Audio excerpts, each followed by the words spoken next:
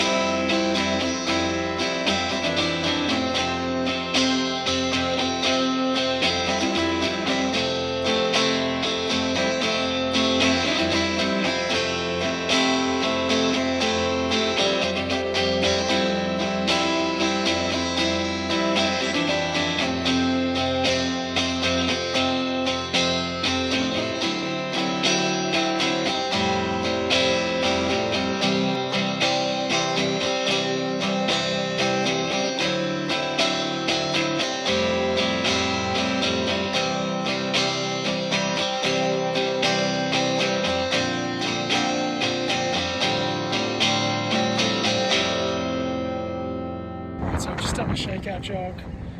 It's quite cold out here, so I've had to go the old classic track pants jog. So I finally got to my Airbnb. It's a Seinfeld themed apartment. Quite a few interesting little knickknacks here and there. Here we go. We've got Superman, we've got Daquan something, Pez dispenser, Junior Mints, puffy shirt, George, of course. Oh, once again, what a classic. Best of all, here we go. Crema. I realise I'm probably disrupting the flow of the video by going backwards in time, but I just wanted to talk through why I'm flying to Melbourne to do a race that isn't a particularly big mass participation event. Well, you might have seen a graph in the thumbnail, and I'll talk in nerdy detail about that in a minute, but essentially I've been doing this new training system for the past 12 weeks, and I wanted to test how effective it's been. Now, I could have done the Tasmanian Cross Country Championships, which were on this weekend. Shout out to everyone that ran well there. But ultimately, a cross-country race wasn't going to give me the clear-cut information that I was after, so I chose to fork out the cash and fly to Melbourne to race in this Athletics Victoria XCR event. Now, even though interstate travel is a bit of a headache, the great thing about racing in Melbourne, particularly at Athletics Victoria events, is that you're almost always guaranteed to get a good competitive race. The depth is unreal, especially at my level.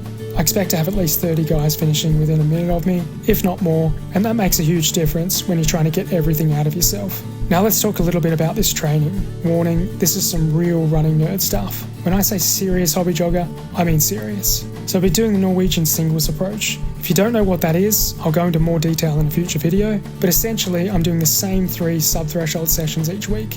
8 by 1k, 5 by 6 minutes, and 3 by 10 minutes. And because of this, I've been able to collect really good data across the 12 weeks. I can aggregate the overall pace of my sub-threshold sessions, and I can see if I'm trending in the right direction.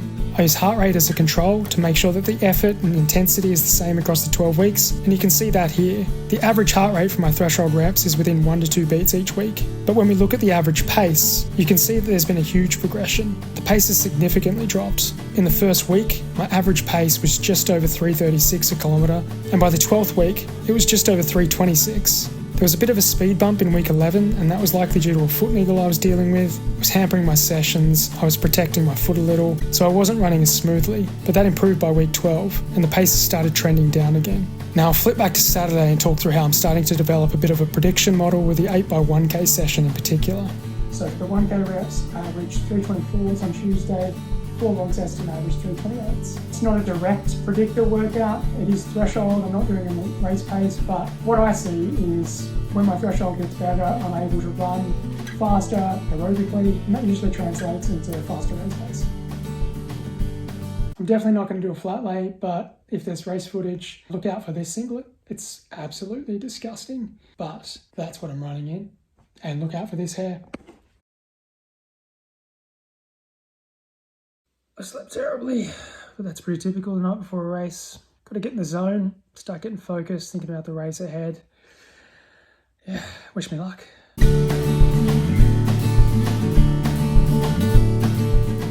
All set to go. So for some reason you need front and back numbers in Athletics Victoria events. How do other events manage?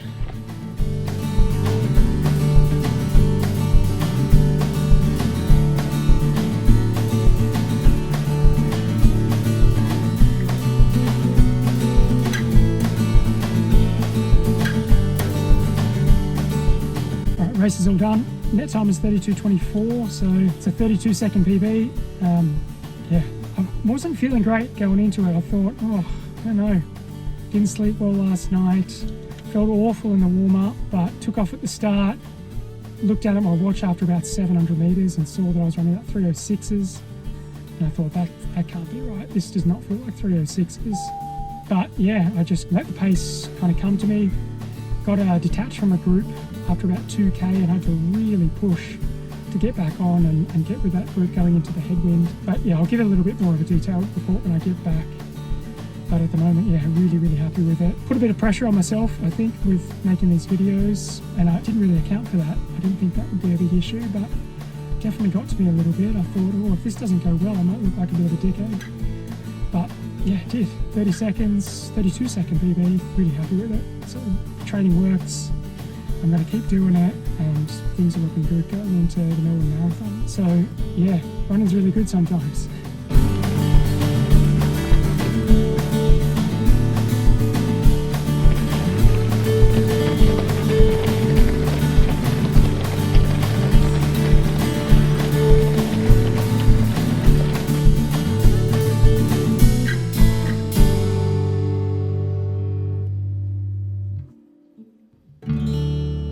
So I'm back in Hobart now.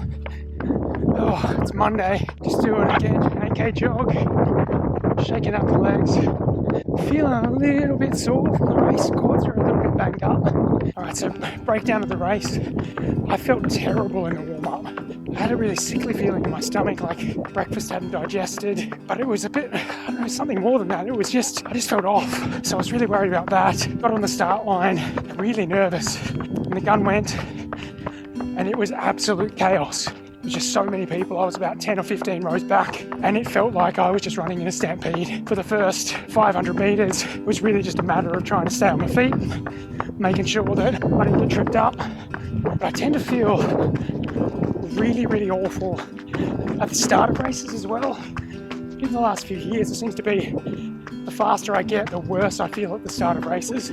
So yeah, I felt like I was going pretty fast, but I knew that was about the effort that I needed to go, plus you're just trying to stay on your feet. You kind of get carried along by everyone else. And I looked down after about maybe 600 metres and saw the pace on my watch was 306s. I thought, oh. I tried to ease up a little bit, and I looked around for groups to form, and because there's just so many people, you're not really sure where those groups are going to solidify. You've got people dropping off the back, some people rushing past you, and by this stage I went through the first kilometre and it said 3:12 on my watch, but I think Strava says 3:08. I was going by the 1k splits on course.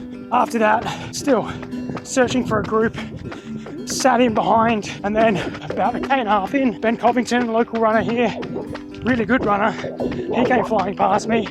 I think he's just coming back from injury and returning to fitness, but he's a sub 15. I think he's run 14:30 something for 5k. He's much faster than me when he's fit. He came flying past me. He got about a 20-metre gap on me, and it was at this stage where it really did start to thin out, and I was by myself, and there was a 20-metre gap ahead of me to this really big group, and I had a decision to make. I thought, do I continue in this rhythm, keep rolling, it feels right, or do I put in a surge, get across to that group, because we're about to turn into the wind here on the way back. And so I went with the latter, and I was just pushing between 2 to 3.5k just to bridge the gap onto this group. 20 metres doesn't sound like a lot, but when you're operating it already at a pace that I never train at, just that little injection of pace, it felt really hard, but I was able to sustain it. I got across to this group about 3.5k's in, maybe 3.5k's, and when I got there I thought, oh yes, great, I can relax a little bit now, but it never feels as relaxed as you'd like. So I settled in, out of the wind, and then for the next kilometre and a half just tried to stay in that rhythm, avoid clipping people's heels, and then we turned back around just before 5k, and the group started to fracture again. People started surging. I think there might have been some people in there who saw the 5k split, maybe they didn't like what they saw and they kicked on. And so I was left in a group with maybe 3 or 4 of us, and I was just trying to run the tangents. And then I noticed, again, our group started to break up a little bit, and there was a guy in an Athletes Victoria kit, and I half recognised him. I looked after the race. His name's Nicholas Whiteman. For anyone who's been running for a long time, you might remember the running magazine, Run For Your Life. And I recognised this guy from that. He used to be a really, really good runner. He was always in this magazine. His 5k personal best is 14 low, something like that. But he's a bit older now. So anyway, back to the race.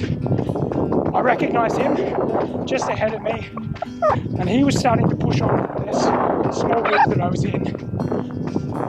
And so the thought was going through my head, this guy, he's going to be strong.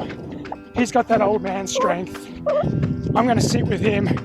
All I have to do from that point on is just not let him get away from me, and I'll get the time that I want. So I did that for the next 3 kilometers. I just sat with him. He must have thought I was an absolute prick because I was not doing any of the work. I just sat right behind him, made sure I didn't clip his heels. I thought I owe him that much, but I just sat right on him. And then at the 9 kilometer mark, we came past a guy that was fading and another guy was catching us from behind, and I could just feel the pace start to really crank up. People started to get that white line fever, started to drop their hammer on the last K, and I was just hanging on for dear life. And then we turned left, and there's a little bank that you have to go over to get into the stadium at Lakeside, and I reckon I lost 5 meters on the guys that were running just ahead of me. I'm terrible at running hills. I just can't generate the power. But then we got into the stadium. There was about 300 meters to go, and I was just giving it everything. Got around the bend, and the cones were in lane 4, and that felt horrible, just to get that a little extra bit of distance. But I was basically just sprinting with everything that I had from then on. And I looked down, maybe with 150 to go, thought, oh yeah, I've got to really get a move on here if I'm going to break 32:30. And I crossed the line. My watch said 32:27. Net time on the Athletes Victoria website said 32:24. Overall time from gun time was 32:31. I'm going to take the net time. I think I was 10 to 15 rows back. I didn't go off with the gun. I had to wait a few seconds. So I'm going to take net time. But I think if you're starting far enough back, you've got to take net time. Otherwise, you're going to just be adding additional time to your race that it didn't take you that long to run the distance. So yeah, just going back through it, it's a very mentally tough race. I think I did go out a little bit too hard. I went through the 5k in a personal best. There was a timing mat. The website says it was 16:05. My watch says 16:06. I don't know. I guess it's still an unofficial personal best, but that is the fastest I've run for 5k in my life. I didn't expect to have 15 years of running in my legs and to be still running personal bests within other races. You'd think the improvements would be much more marginal than that you're not able to actually improve so suddenly. Morning. And it's not like I haven't run a 5k in ages. I ran the state 5,000 metre championships in January. That was a goal race. I ran 16:08. So I've obviously just had a big jump in fitness, which I would say is down to the training. I know lots of people will think threshold training or anything to do with that. It's still very trendy, particularly Norwegian Singles training. But I think you just need to get beyond that. If you want to improve and you've been struggling to improve, try something. Try something different. Try this. I think for most people, you're going to get something from it. For some people, you're going to get a lot from it. But enough about that. I don't want to come across as I'm preaching. I think the results speak for themselves anyway. So anyway, it was a 32-second personal best for the 10k. If you had told me 3 years ago, in 3 years' time, he'll have run 32:24 for 10k, I would have said, you're an absolute maniac. There's no way. So, what's coming out? Oh, it's really flooded down here. Oh, I'm not going to be able to go through here. Oh, almost went down.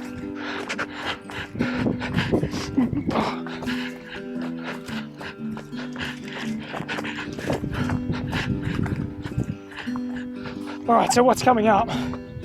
I've got 11 weeks until the Melbourne Marathon, so I'm going to be starting to transition into marathon block. I'll keep going with the Norwegian Singles for a few weeks and then gradually just transition into a short block of marathon training. It's probably a video for another day, and until that day, remember, you can never take your hobby jogging too seriously.